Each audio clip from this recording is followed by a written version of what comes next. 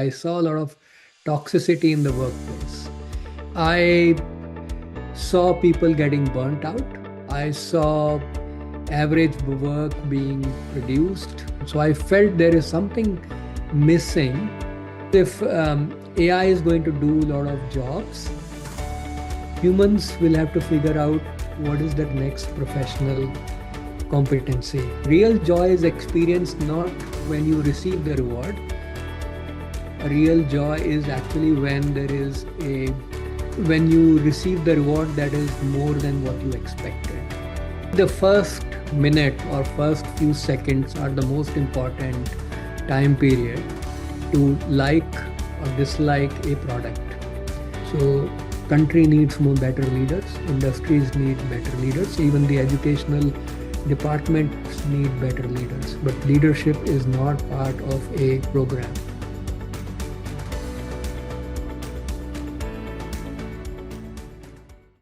Hello, everyone. Welcome to another episode of The Learning Shift. And this time I have a very exciting guest where the conversation is going to be totally natural, unscripted, and as real as it can get. So, without further ado, I would like to introduce our guest for today, Himanshu Bharadwaj, who is the founder of Joyful Design and NeuroUX and product innovation leader. So, he is joining us today to have a candid discussion around game based learning, how this conversation moves towards the learning shift frame, and to ensure that we have some points and tips to take forward and build a proper foundation on.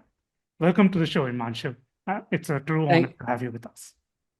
thank you very much, Shreyas. Thanks for inviting me. I look forward to this conversation. Absolutely. Before we start digging into the questions, can we please have a brief introduction about what you do and what is NeuroUX actually about? Sure. So my background is in design, and over the years, I have worked in user experience, marketing design, as well as brand design for small, medium, and large companies. I have been an entrepreneur a few times. I've been a co-founder of Centime and then co-founder at Illuminix. And now I run my own design consultancy called Joyful Design, where I help companies um, elevate their design quotient, at the same time help them with marketing and branding, as well as any um, guidance and mentorship um, for business development, business creation, venture funding. I'm EIR at a VC firm as well. I mentor a venture studio, and yeah, I'm an advisor to a few startups right now. Absolutely. That sounds like a wonderful work that you're doing. And I'm pretty sure this conversation is going to be insightful and fun at the same time. So, to our audience, this episode is built around one shift, which is education is moving from delivering content to designing experiences and from treating joy and engagement as rewards bolted on to the end to treating them as inputs you design from the start. So, Himanshu, you have said joy isn't an outcome of good design. Rather, it's an input you build in from the start. And before we get anywhere near classrooms, where did this conviction actually come from? Sure. So I was working in a lot of corporate cultures in large companies as well as small companies where I saw a lot of toxicity in the workplace. And I saw people getting burnt out. I saw average work being produced. I also saw a lot of money being wasted in trying to find customers to um, do several tactics in marketing. And despite all that, there was not enough traction. So I felt there is something missing, which is probably an X factor in everything that we do. And as I started digging around, I felt that the actions that we take are driven by feelings. Experiences that we create are actually felt experiences. Anything that we do in life is to find happiness, is to find some kind of joy. We got into the profession because there was some joy in the profession. We get up in the morning and go to work because there is some joy in being looking where we look forward to what the day would hold us for would hold us for us. We get married because we look forward to the future of happiness. So anything and everything that we do in life is for happiness. Even we go to a restaurant to find happiness in the food, even though we have food at home. So the core of every experience, core of every action, and all desires are driven by finding joy. So that drove me into the subject of joy, and I started like expanding and building within that subject matter. And I found that I could apply it in almost every professional area as well as life area. Yeah, absolutely. I hear some key aspects, which is about the startup culture, and followed it up with the aspect of receiving joy in the things you do. So there is one aspect that I always love to sit with, which is engagement. So schools, edtech companies, or rather both, say they want engaging learning, but engaging usually means a few clever activities laid out over the same old structure. But you design experiences where people choose to come back to. So, what's the real difference between making something engaging and designing the experience overall? Sure, the way people see engagement right now, especially with gaming and edtech, is basically creating a drip architecture of dopamine within these experiences, and which ultimately drains people out. So engagement needs to have intrinsic motivation through joy rather than extrinsic motivation through pleasure or fun that typically games deploy. And these engagements should be driven by feelings, and we have to define those feelings and how best to use that dopamine. Dopamine is typically best used as a motivational mechanism rather than a reward mechanism. Typically, a lot of gaming apps use that as a reward mechanism. At the end of the game, you see these badges and stars and all those things. It's basically a bombardment of lot of information at the end of the game. At the end of the game, you should actually allow people to reflect, relax, and learn.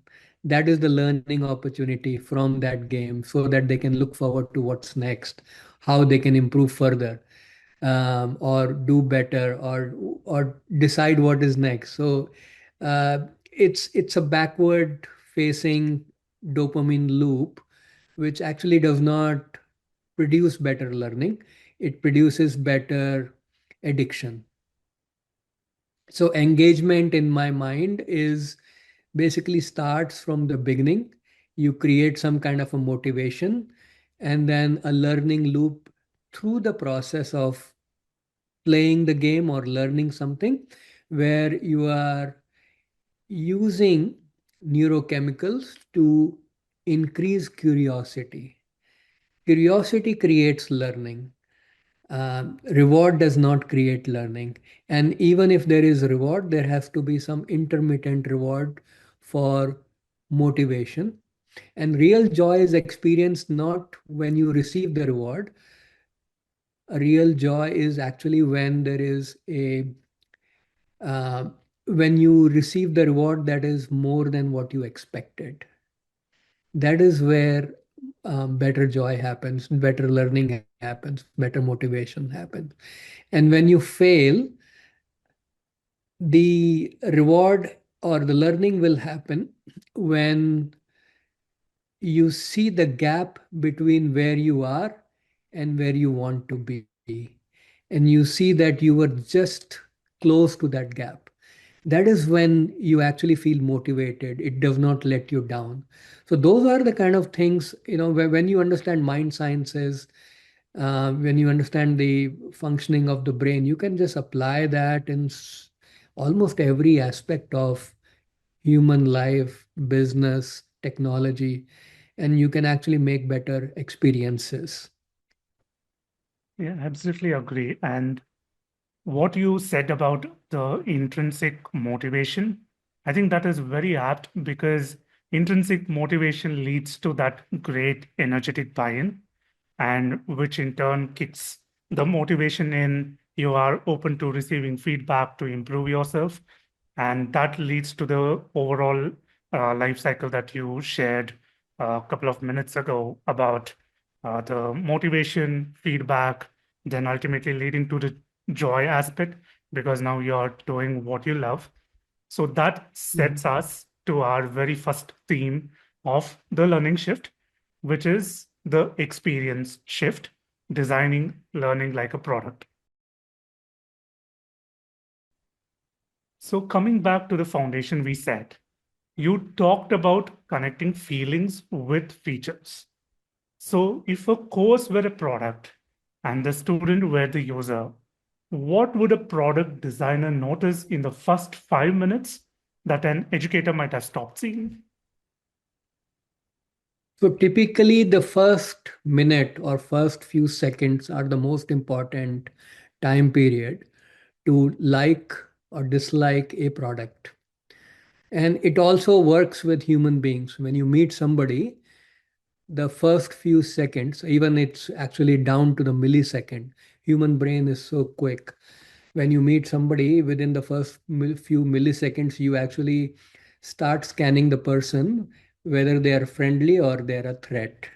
And based on that, you make a judgment call about your interaction with the person.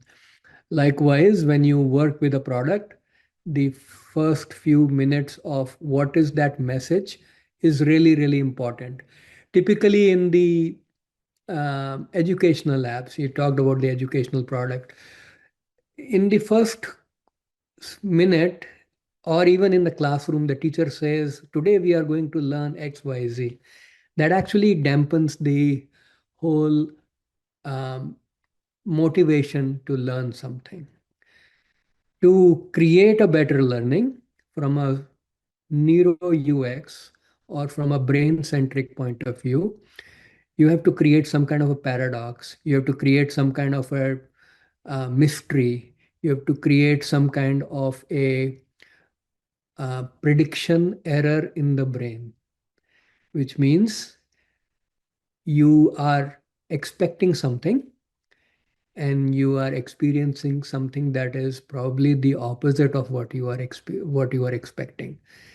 It would create immediate attention towards the event that is happening in front of you because there is a prediction error.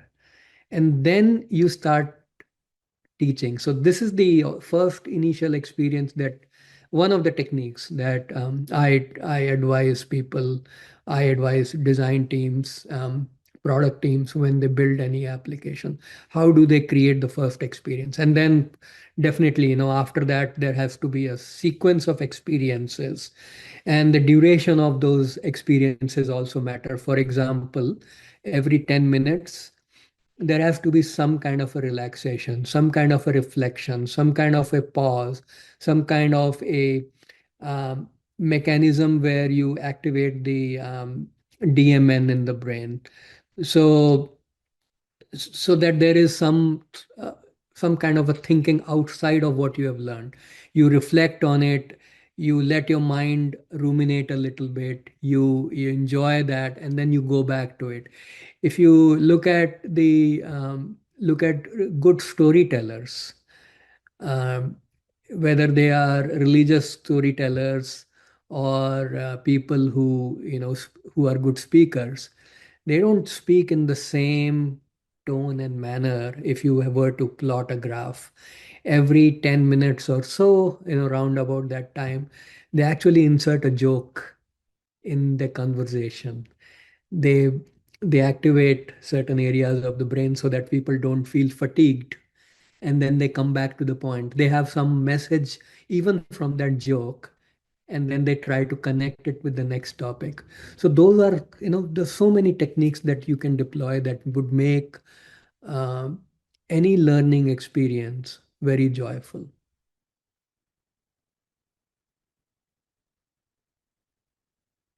I think you are on mute.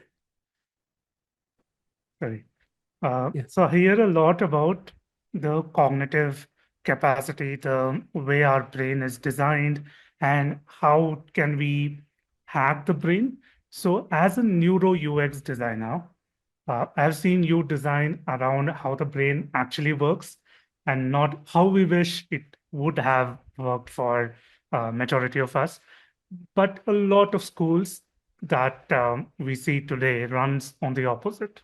So there are long lectures, there are dense learning materials, information is arriving faster than anyone can hold it. So from a cognitive load point, what would you try to break down first? Okay.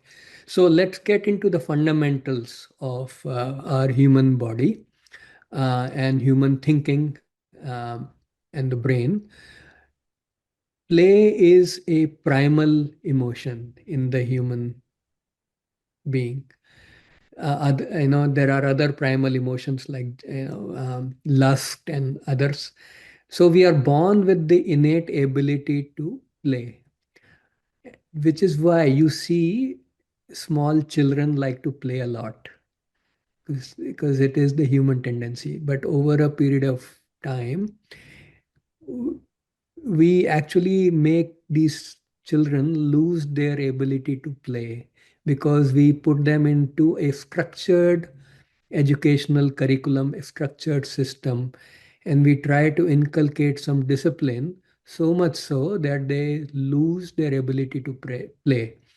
And when we grow old and we become a professional, we just don't play at all in our profession. Play is important for creativity, play is important for comprehension, play is important for memory as well, memory consolidation, because the mind is, doing multiple things. It's pulling different memories as they are thinking, as they're imagining. So po- point number one is in inculcating play in everything that we do. Um, then, if you look at how education is today, we have these sections or periods. First, we are learning physics, then chemistry, biology, and this is basically a memory play, or a uh, memory exercise, one after another. The physical, the mind is involved. So it's basically educating the mind. There is no education for the body. We have one section or one period called games or physical training, whatever you call it, in different cultures, but that is just one part of it, which means the education is fragmented. It's not integrated to each other. We are teaching the mind, we are not teaching body and mind. Real education happens when you teach body, mind, and spirit together. And that is what Neuro UX is, because you really cannot sell somebody something just by appealing to the body or just by appealing to the mind. You have to consider mind, body, and spirit, because they work in tandem with each other. All decisions are taken with each other. We work together, so you cannot separate it out. That's not. So it's an integrated approach, holistic approach, and which is what we are seeing missing in our education system. The other thing we are missing is we are being taught different topics that are unrelated to each other throughout the day. In physics, we are learning something. Chemistry, we are learning something completely different. Maths is something different. So there is no connective thread between each of these educational curriculum that we have for or the timetable that we go through. What that does is we don't learn to cross connect different domains, different learnings during the day, which means our learning is fragmented. Better learning is when we cross connect diverse domains and come up with our own hypothesis, our own thesis of things. Plus, I think I would also ask, like, are we learning information? Are we learning intelligence? Are we learning insights? Are we learning wisdom? What exactly is the school teaching? That also needs to be made clear. And uh, once you know exactly what you're teaching, if you're and mostly it is information. So when information is being taught, it's not really being synthesized as much as you would want to. I'm very fascinated by what you told just now. That is to establish a right synergy between body, mind, and the spirit. And also, as I think about the experiences, what you said about learning being fragmented is also so true, because there is only one specific aspect that is being appealed to at one given point of time. And also to build the muscle memory, I think it gives us the benefit of having a routine which feels safer, and you know what to expect in the next stage. So, having said all of this, let me have a gentle pushback on behalf of all the educators that are listening, specifically the teacher in the classroom. Mhm. So, say a teacher has about 30 kids in a classroom, uh, like a more middle scenario, a fixed curriculum, 40 minutes to a class. Design the experience can sound like a luxury for people with either the budget or the research and or both, and having a team that does this. So, what does experience designing a proper curriculum that appeals to all the three aspects, that is, body, mind, and soul, look like for someone with none of these luxuries? So when somebody is learning from a teacher is the most important part of the teaching because students learn the teacher first. They before they learn what the teacher is teaching.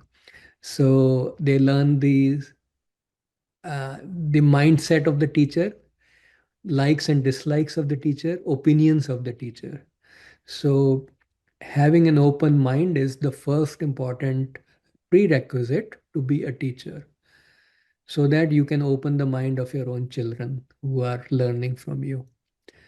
Um, Now, coming from the body, mind, and spirit perspective, understanding how to open the mind, how to make students flexible is the most important thing.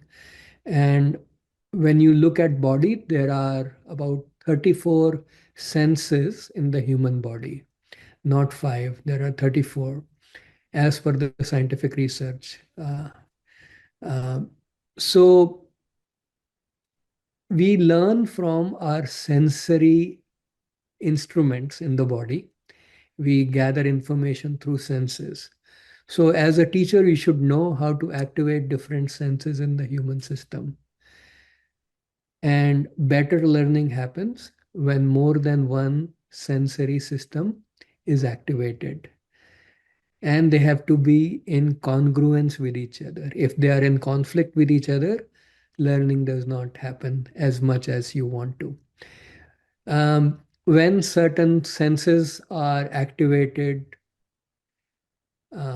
differently, it actually produces an obtuse experience for other senses. For example, if you are in an aeroplane, you have a motion sense active, you have height active, all that happens, which means your taste sensation actually changes. So when you eat something in the aeroplane, it will feel different to you than you if you were to eat the same thing when you are on ground. So this is the level of detail that a teacher has to know, because sensory experiences are important. Now, being with nature changes your sensory perceptions. So teaching in a concrete building versus teaching in nature creates a different experience. If you are creating an app, how you actually change the colors, the environment, the context, even within the app, will actually change the sense perception of the student in an app. Uh, how you sit changes your cognitive abilities. So all that really matters. So even if there are 40 students in the class, these things should be part of the teaching, um, or teachers training. Um, Students will learn more from teaching than studying. That is another trick of teaching, which means if you are a good teacher, every once in a while you should pick up a student and have them teach the class. By teaching, students will learn more, and then have other students evaluate that and make it a game rather than pass or fail. Because the moment you have a pass or fail or an annual examination system, you're actually working, or you are learning to memorize something so that you can just pass, and that creates a lot of pressure, stress. And when you learn under stress, you don't really learn much, because actual learning does not happen. You are memorizing and then vomiting in the examination. So real learning should actually be stress-free learning, which is not exactly happening. So how do you create stress-free learning? Gamification is one of that, because you don't really have shame of losing. You are in a closed environment. There is no social pressure. Even if you lose, you can always play again and try to win. So those are the, those. So technology does allow us to mitigate some of the challenges that we have in real life learning. And I'm really blown away by the stat that there are 34 senses. And I was just going through some of the instances that you mentioned. For example, traveling by air. So you have the sense of height, you have sense of direction. So we have been always saying there is sense of this and sense of that, but we never really paid attention, I believe, or at least I did not pay attention to these statements. And now I think there is this renewed perspective. And I completely agree about the advantage of peer coaching. So I would probably be better positioned to learn from somebody of my age or slightly older than me compared to the teacher, because now they are coming from either a generation before, or they're trying to adapt to the changing environment, which I think is drastically changing with the advent of technology. And the final point about game-based learning, I would just want you to hold that thought, because there is a specific theme completely dedicated to game-based learning, which we will come in a short while. But now I would proceed to theme two, which is the joy shift, joy as the input, not the reward. So coming back to our initial conversation, Imanshu, we said most of the school treats joy as the reward. So get through the hard, boring, and maybe the dull part first, and then keep something fun at the end. But having studied your methodologies and having had private conversations with you, I think that you would flip that.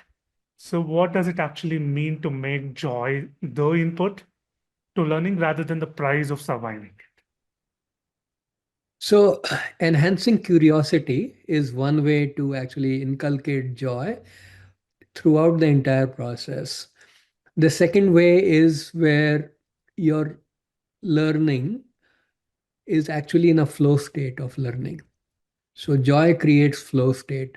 So when your challenge, the level of challenge and the level of your own skill match what you are learning, it would create joy. So it has to have the right amount of challenge, right amount of skill, which means some kind of a personalization is needed so that the student goes into a flow state. Flow state learning generates several neurochemicals in the brain at the same time. You lose sense of time, you lose sense of place where you are. You are completely immersed in the learning process, which means attention level is very high, which also means you will grasp more. So this is the kind of learning that should be promoted. I just gave a couple of examples. There are, I can speak on and on, but typically allowing the entire process to be more immersive is the answer. And joy creates that immersive experience rather than creating a payoff only towards the end. The experience is the payoff, not the reward. And this is also deep rooted in our culture, where I come from in India. The work is the reward, not the end result. End result is sometimes not even in our hands. So why worry about the end result? Worry about what is in your hands. So that is the technique for joy.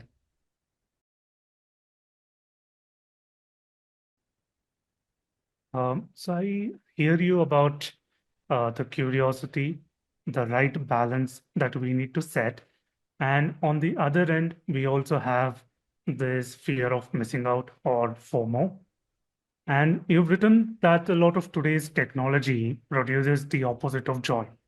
So it might be anxiety, it might be comparison, or even the low hum of stress, where you are stressed about either the marks, you're stressed about what comes next, you're stressed even about failures, with kids as young as 10 falling into depression.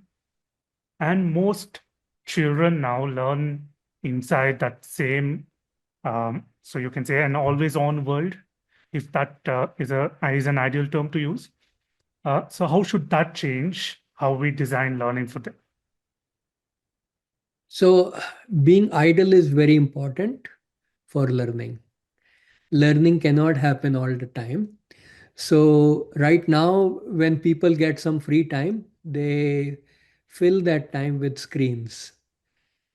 They play games, they watch some videos, they are scrolling around. That actually is responsible for lack of cognition or cognitive decline in today's generation. To enhance cognition, you have to create some free time where they are just idle, they are just mind wandering. Then you have to spend more time with nature.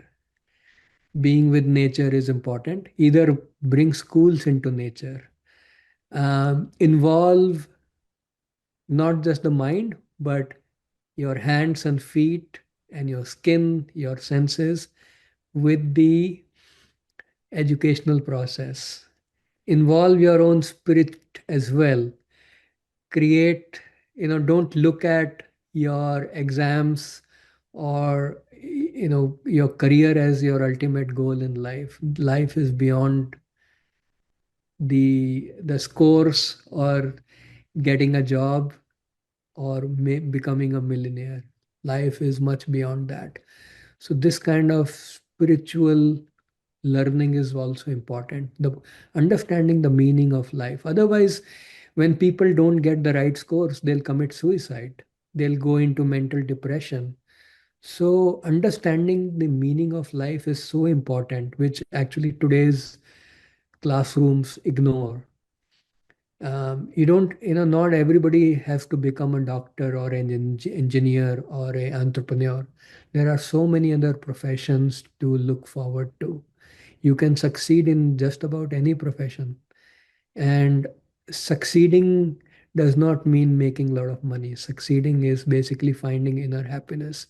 Money is just a byproduct. So those kind of things are important to teach, which modern education system does not teach. Modern education system is basically preparing, um, it's a classroom to factory model, which is how it actually originated. After the Industrial Revolution. Industries wanted factory workers. So, to produce factory workers, you created different trade professions. You started teaching based on different needs in the industry. And then you also created more managers. You had an MBA program to create managers. But you never, if you look at all the programs today in colleges, there is no program to create leaders. You are creating managers. So country needs more better leaders, industries need better leaders, even the educational departments need better leaders. But leadership is not part of a program. You don't see bachelors of leadership, masters of leadership. You don't really see bachelors of creativity, master in creativity. You don't see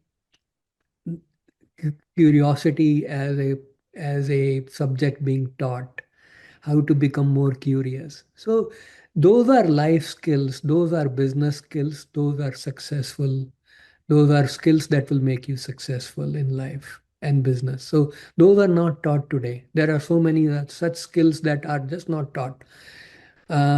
So there has to be a fundamental shift, especially now that AI is coming. We are past the industrial era in the last 200 years. There is going to be a creative destruction in the next few years because of AI, which means new professions will emerge, new ways of learning will emerge, and people will realize the existing way of doing things may not be the right way to do things, which actually will, and because of the AI technology, execution is easy. So you can really execute faster any new idea that you have. I think what you just said now ties back to the balance of appealing equally to the body, the mind, and the soul. And also, I completely agree with how the system has been set up, which is still following the needs of something that happened a few centuries ago. And with the advent of AI, things are going to really change fast. And as you said, the implementation model is also different. With AI, even a non-technical person can start making out technical products. So I think that change is very much required. And I also agree about us exposing the students to certain life skills that you mentioned. And I think now would be the right time to bring in game-based learning, which takes us to the theme three, the game shift, game-based learning versus gamification. So, Himanshu, you have actually built games people chose to play, which is very important because we have a lot of discussions around ethical usage of screen time, what games students are being exposed to, and Heineken multiplayer experience that pulled in over a million players and held them for minutes, not seconds, is a very recent example.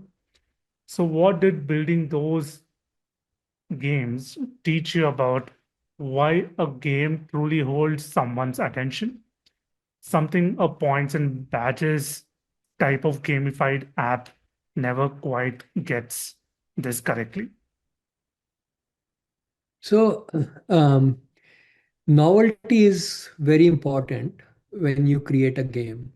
Unless there is some novelty in the experience, in the idea, people will not be drawn to it because human mind always wants novelty. We don't want to eat one food every day. We want different foods. Sometimes we are curious about something that somebody has eaten, and they talk about going to that new restaurant that has opened in the town.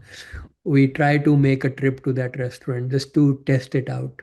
So novelty is very important whenever you create something. So same game does not work all the time. Um, Agency is the second thing. You have to provide agency to the individual who's playing the game. Unless that agency is there, they will not be empowered enough, or they won't feel free to experience or fully get immersed in that experience, which is also, something that is missing in the education system. We are beholden to a curriculum, we are beholden to a timetable, we are beholden to a certain subjects and a certain way of learning. There is not enough agency in the classroom. But in the gaming, if you can provide that agency to the individual, they will explore, they will enjoy, they will take different routes into the game and figure things out themselves. When you have a lack of agency, you will always raise up your hand and ask the teacher the answer. But when you give the full agency, children are smart enough to figure out the answer. Immediate feedback is another thing, which means that as you are progressing, you should immediately get feedback. In a classroom situation, you don't really get that kind of feedback. You have to wait until the midterms to actually get feedback. So in a game environment, you are constantly getting feedback. You're seeing, okay, my scores are changing. As I'm moving forward, things are changing. Or I'm getting past the other players. So all that matter a lot in your learning process. So you can quickly correct yourself if you're making a mistake. Plus, there is a lot of unknowns, and there are a lot of unknowns and uncertainties when you play a game, because you don't, if you are, on a road in a game, you don't know what's going to come next. So creating that thrill is also important. In a classroom situation, you don't get that thrill. So you have to create the thrill. Children love that thrill, which is why, if you see, we as grown-ups don't like to go to fairs. But children, if you have children at home, they will force you to take them to fairs, on a Ferris wheel, on different games, because they want that kind of thrill. But they would not go to a roller coaster as much as, those kind of other games, because the thrill has to match their skill and their difficulty level. So so understanding that is important. Understand, and then a game should be derived from real life experience. If the game is not part of a real life experience, it may not succeed. And which is basically another way of saying, a game should feel lifelike for a person to embrace it and follow in their life, and and they learn something and grow from it. We see so much violence in the society today, and we blame, politicians or culture, but we actually ignore the games that children are playing today. The games are very violent, so what they are playing actually then manifest in their own life as they grow up and they become very violent. So all that is important. So ethical way of playing, mimicking real life, allowing people to evolve, allowing people to create more curiosity, learning, constant feedback, giving them freedom, because all of us want freedom. And even a bird or an animal does not want to be caged. So every small organism wants that freedom. So even the ant does not like to stay in one place. It wants to keep going, moving all the time. So that is the human nature. So everything has to be human centric. Understanding the human emotions, understanding human nature is so important. And understanding the primal nature of human beings is also important, because the more you actually understand the primal nature, the better you can actually help them learn new things. Yeah, I think all valid points here, and I especially subscribe to the point where you said game-based learning offers a safe space for children to experiment and even have the luxury of embracing failure because the outcomes are going to be limited to that particular class, and it does not have a real bearing on the real life situations. But let me steelman the perspective for a moment. A veteran teacher might say some learning is supposed to be hard. It should not be novel. It should not be joyful. And that struggle is the point. And sometimes they might feel that we are asking them to entertain students by making it novel, making it interesting, or making it totally new. So, what's your honest answer to these skeptics? So there are two ways of making it novel, and I'll come to the technology because technology makes it easier and facilitates this. One is customized learning. Customized learning does not mean that you um, create um, a curriculum that is suited for the individual based on their skill area, but actually it is not just the skill or where they are in the journey, but the kind of challenges, the kind of context you provide, the kind of curriculum is tailored for that individual. For example, if a person is good in basketball, now create a curriculum such that every part of learning somehow relates to basketball. If you have to teach physics related to basketball. If you put so much pressure, this is the bounce. Or, if you have the trajectory, this is how the vectors work in physics. So talk about chemistry, biology, maths, arts, everything related to basketball. That is the real customization, which is what I think the capacity of AI to do in the future. And AI should be able to do this. Right now, a lot of AI apps are basically doing what the SaaS apps used to do. All we are doing is just shrinking the timeline of production. But the real advantage of AI is not duplicating the old process of um, manufacturing or execution, but actually customizing the experience per user. And this is one way of doing it. The other way of doing it is not a subject based learning, but a problem based learning. So, even in a classroom setting, rather than saying, okay, today we are going to learn Bernoulli's principle, today we are going to learn atomic physics, or today we are going to learn, um, you know, um, integration in mathematics. I think students will um, be more fearful when you come up with these complex terms where they have no idea, and the moment they look at the formula, they'll be more threatened by it. But instead of that, imagine if you were to say, come to a classroom and say, today we are going to solve the water problem in our city. Okay? Now, you look at the problem from the angle of physics, chemistry, biology, from art. So ask people to draw the problem on piece of paper.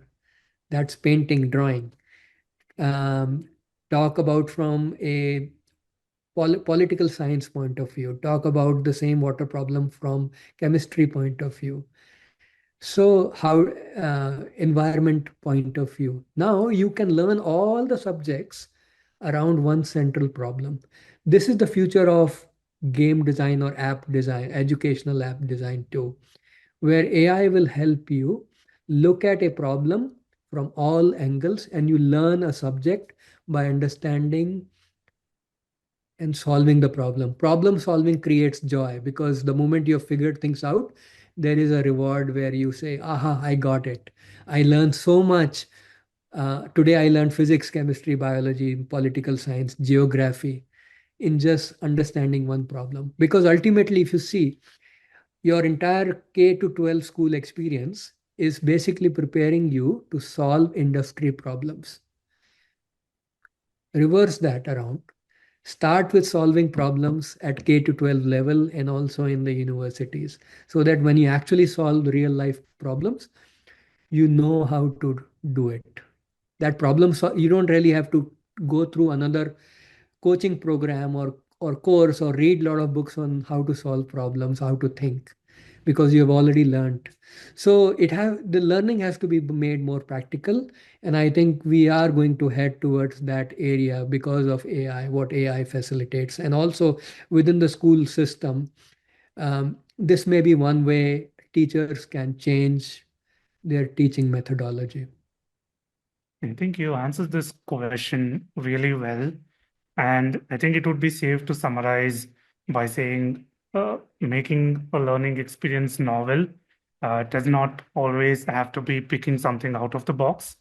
It's just about adapting it to the current times that the students are going to study in, and bringing in these real life applications into something that they love to do will make it 10 times more interesting. And there is no need to reinvent the wheel per se. It's always about just moving the wheel forward in the right direction. I think I just love this answer. So, for a teacher who is bought into the idea of game based learning, what would be one principle that they can pick from game based learning that they can bring into a lesson on a Monday morning with no technology at all? So understand that children like to play is important. And then play does not mean going to the playground. Play means how you talk, how you actually, even the way you speak. You speak in riddles, for example. If a teacher speaks in riddles, that is also play. So ask students to decipher and figure things out. That is one mode of teaching or creating playfulness in children. Um, Asking children to sit differently, talk differently. That is one way of doing it. What if the teacher asks students to write with the non-dominant hand in that class? That is playfulness. And then share it around with people. So, what if the examination answer sheet has to be filled with a non-dominant hand? That is playfulness, because now there would be some struggle, there will be some enjoyment, and then um, it will actually activate certain areas of the brain that are not activated. It's also good for the brain. So I'm just brainstorming with you how you can actually incorporate so many ways of which in which you can be playful. What if the classroom learning was actually enacting it as a play, which means you ask students to read the chapter, come next day, and all of the students have to actually um, enact it as a play. If you're speaking about Einstein and the lab and all that, so become one person, one student becomes the Einstein, other people become the collaborators, and have that kind of discussion as if, Einstein is right here talking to his students and colleagues. Now you will learn much better. So these are ways in which you can do. You can dance around in the class and enact the thing. So make it fun, make it joyful, make it non-serious, because the more serious you make life to be, it will only get worse.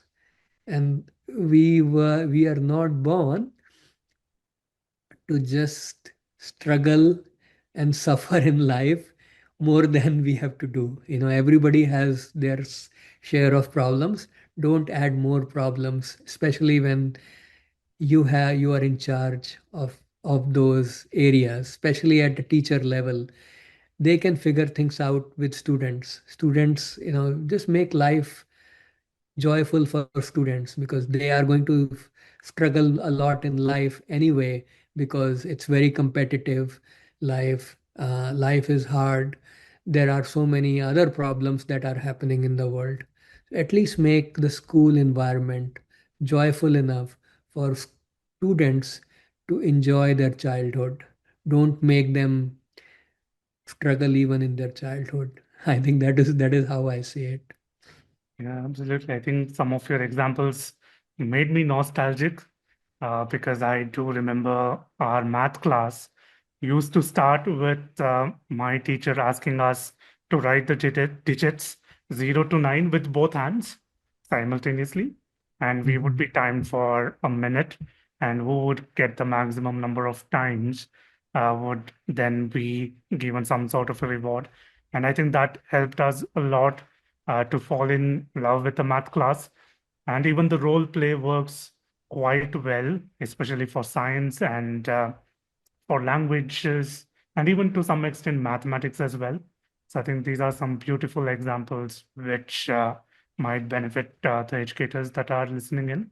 And if you have made it till here, I would request all our audience to please like, share, and subscribe to the video. Or if you're tuning in on Spotify, please do leave us a review. It will definitely motivate us to bring more educational content to you. So now we will move on to theme four, which is the intelligent shift, AI, and the human center. So, Himanshu, you have said, even in this conversation and otherwise, that AI should, in plain terms, serve human needs and not replace them. Similarly, in learning, the promise is infinite personalization, where every student gets exactly what they need, and even a non-technical educator can bring in some aspects of fun and motivation into the classroom. But there's a quieter risk. AI can make learning so frictionless that it strips out the productive struggle that make things stick for the longer term. So, what is your stand on this? Does AI really deepen learning, or does it just smooth away the process that creates it? I think you're right in saying that AI is actually removing friction, and it actually is an obstacle for curiosity, because the moment you have a question, you ask, you prompt, and you get an answer. So there is no struggle in figuring out or finding the answer. And when you don't really have any struggle, you are not enhancing your cognitive abilities. Your memory is also not getting better, because you know that you'll always get an answer. There was a time when we were using calculators, and I actually started my mathematics without using calculators, and calculators made it easy. So now I've actually forgotten a lot of tables after 10. So it is a struggle for me to remember. Then and if you go to a store, the store clerk cannot even calculate the money that they owe you if you give them some bills. So, and when smartphones came, we forgot several phone numbers. We don't now even remember our family's phone numbers, because it's always there on the phone. So this is the cognitive decline over because of technology. And then when Google came, Google search, Google answers, or Google search results. So for everything, we had a Google to ask, and we could see many websites. At least at that time, you saw like 10 websites on the page one, and then you had to figure out which is the better website, and then you go on the website page and try to read that website. So there was some struggle involved to understand the answer to the question. However, now you write the prompt, you ask the question, immediately you get the answer, and that is a problem with AI. And if you really want to make a better educational app, or even the way AI is being done, there has to be constructive friction in the process, whether AI is actually asking you to do things before it gives the answer, or you actually use AI as a tool to figure out things rather than an answering machine, which means you are taking different paths using AI to come up with different solutions, and you are uncovering and exploring different insights while on that journey. So basically, you have a question and you have an answer. Now it's A to B. Now that point, the travel between point A to B should not be compressed. It it has to have different pathways and options given by AI, so that once you start looking at something as binary, there is only one and zero. But life is not a binary choice. In life, everything is yes, no, and maybe. So you create more maybes in any application, any learning process, and that is how you expand your own thinking, because now you are seeing possibilities, not answers. The problem is we are only looking for solutions. We are not looking for possibilities. And when we are looking for solutions, we want quick fix solutions. Um, the beauty and joy in life does not come from solutions. It comes from maybes. It comes from uncertainties. It comes from mysteries. It comes from breakups. It comes from love, dating. It comes from joyful experiences, trials, errors, and whole lot of maybes. Yeah, I think your closing statement was perfectly spot on. But AI in education is totally a different ballgame because technology exists to make things easier, to make things more productive, to help you save time, and so on.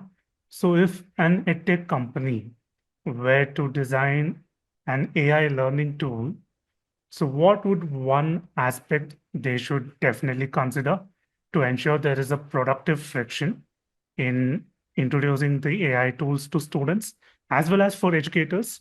Because now both the segments are being exposed to the tool for the very first time. So there would be a lot of different considerations that needs to go. So what would you think that one aspect any edtech company that is venturing into AI tool or an AI learning methodology should consider? So one thing that they tech tools don't do it today, and I think with AI it's going to become easier, is to map the mind of your student. Understand where the mindset is, what they are registering in the mind, how much cognition is happening, memory is, how much memory and learning is happening, how many insights they are gaining from that learning, and how much intelligent they are getting. All that can be measured.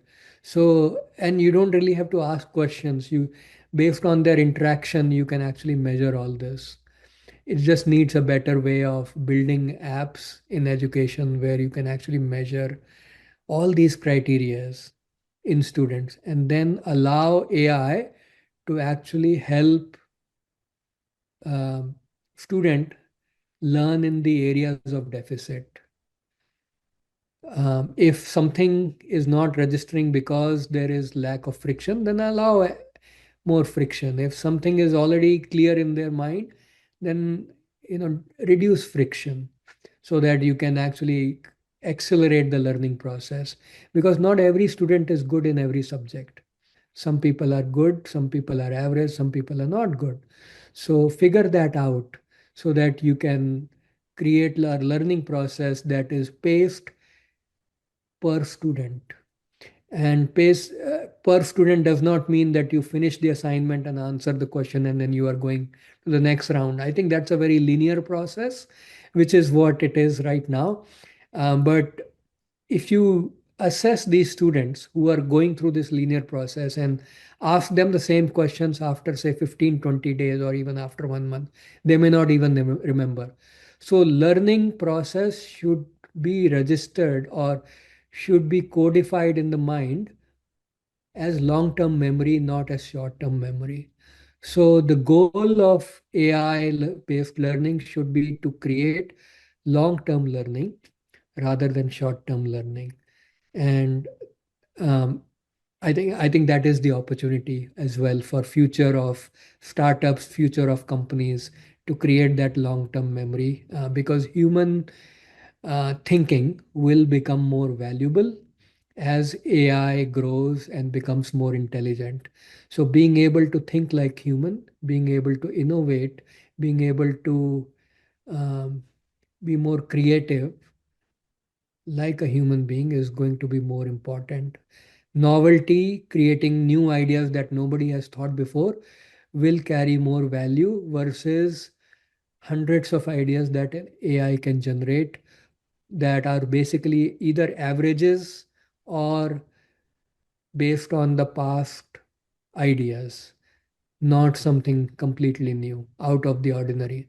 So, people who would succeed in the future will have to be extremely innovative, extremely creative, and extremely thoughtful. So, those are the skills for the future. I think I completely agree with you.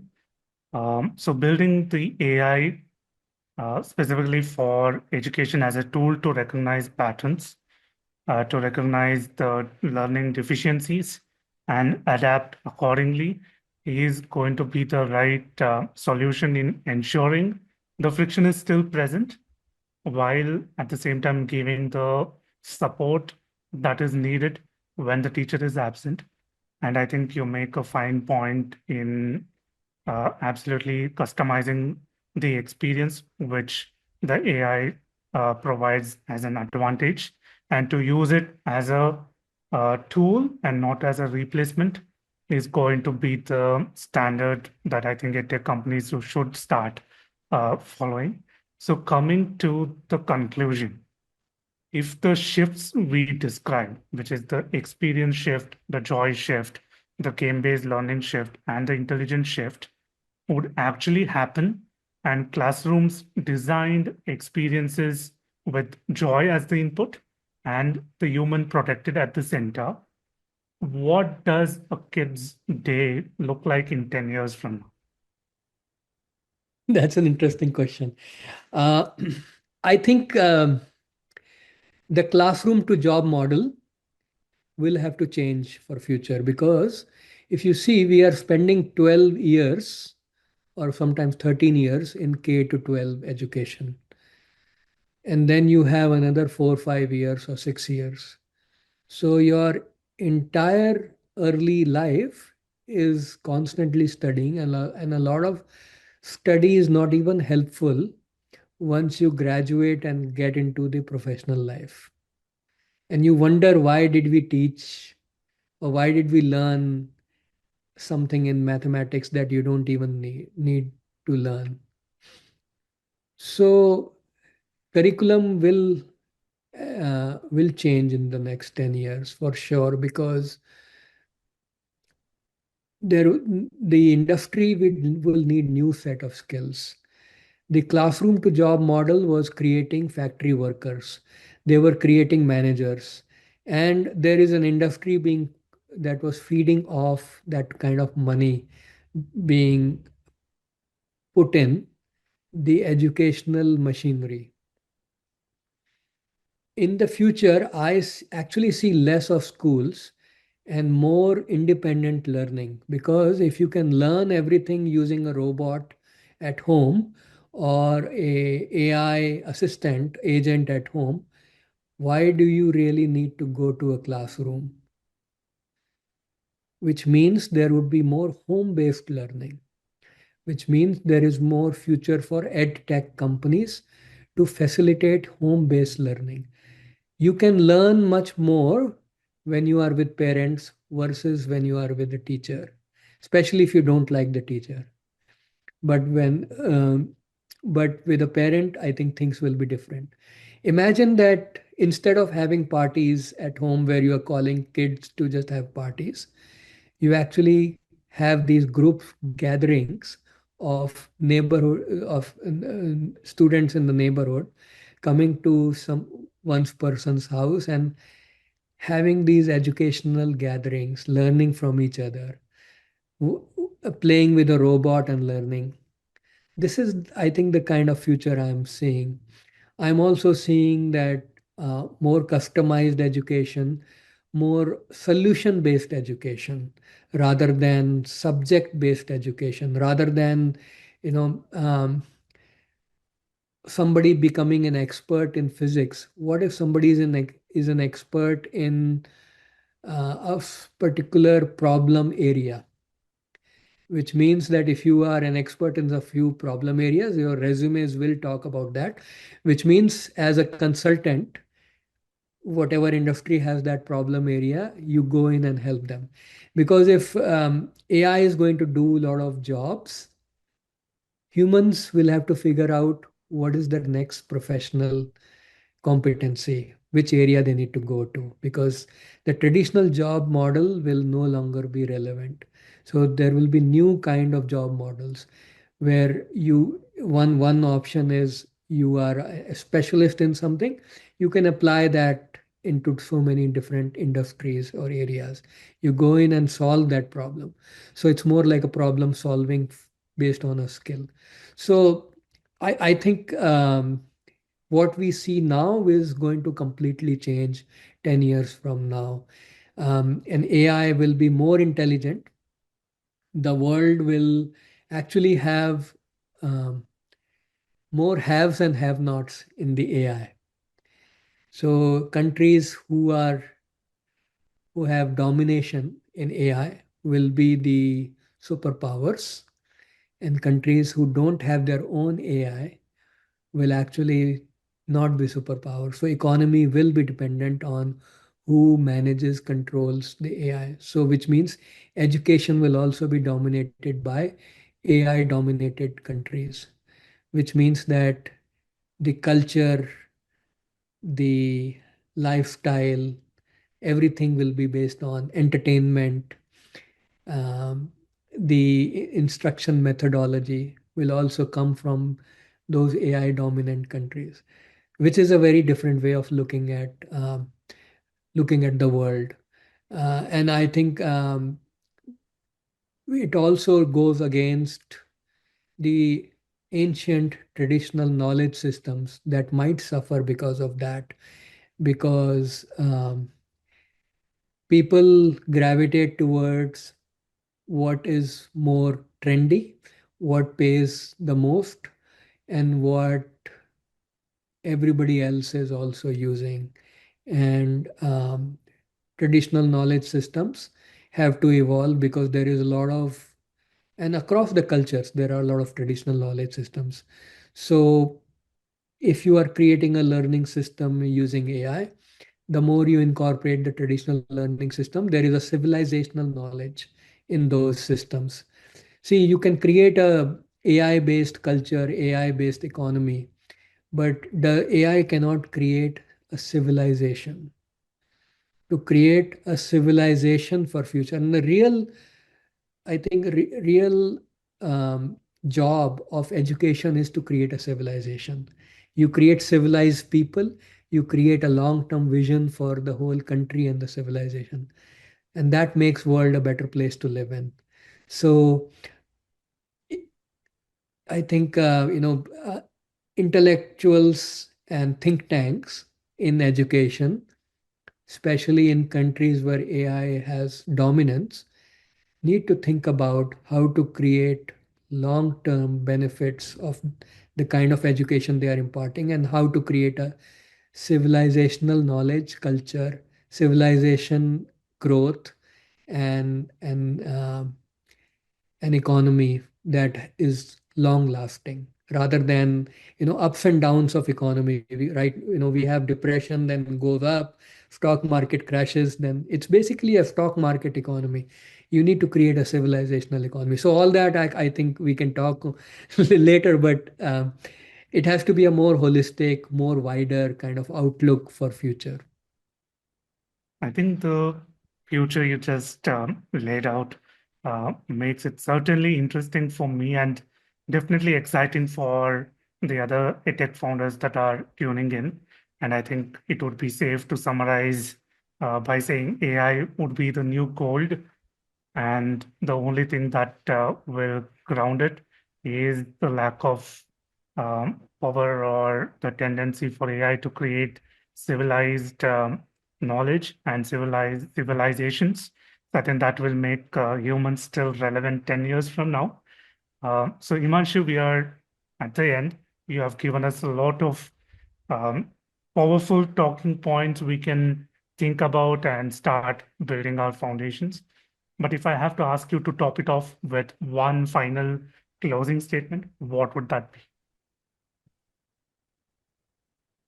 Uh, I think everything that you do, everything that you create, everything that you experience, try to find something higher, with some higher meaning and purpose in everything that you do, whether it's education, whether it's profession, whether it's life, relationship, learning.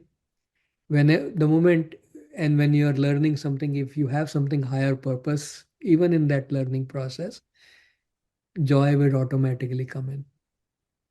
Absolutely. You tied it well to the start of the conversation. I think having that higher purpose will lead to more intrinsic motivation, will then kickstart the cycle you have so beautifully defined. And Himanshu, thank you so much for taking the time to give us these absolutely workable insights. It was a pleasure listening to you. And to our audience, thank you so much for listening. And if you have made it till the end of the video, please do like, share, and subscribe to our channel and leave us a review on Spotify. And we will be back with yet another guest with another amazing and interesting topic. Until then, please take care and stay safe. This is Shreyas, your host at the Learning Shift podcast, signing out. Thank you. Thank you, Shreyas. Wonderful talking to you today. You.